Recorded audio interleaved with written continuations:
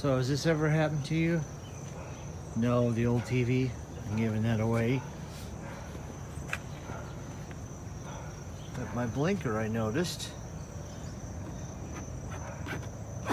is full of water.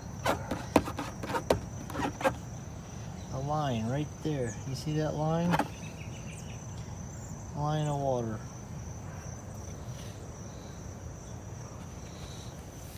So how did I know my light was out?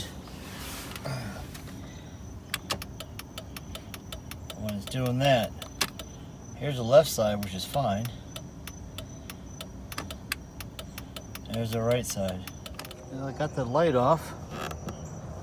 How do we get the water out? Well, I took one of the bulbs out.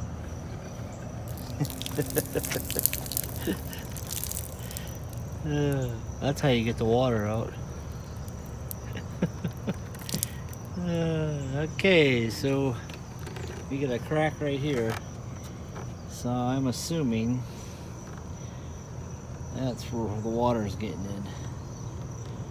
So we could spend 60 to 100 bucks replacing the light, or I could just silicone that.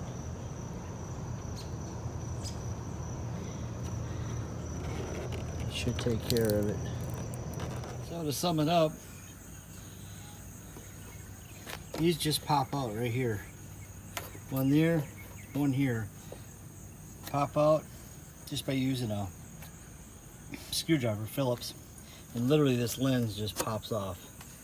But I throw some silicone up here, and then I did a nice little, small little drill hole right there, if you can see that. Just in case if it does leak, water will get out before it ruins the bulb. I literally had water in the bulb and everything. So that is my RedNet fix for now. So that's how you fix a water leak in your tail lens. I should have put a fish in there. That would have looked kind of cool going down the road. Any rate, that's my redneck fix job on the old Dodge Caravan. Yeah. Looks good to me.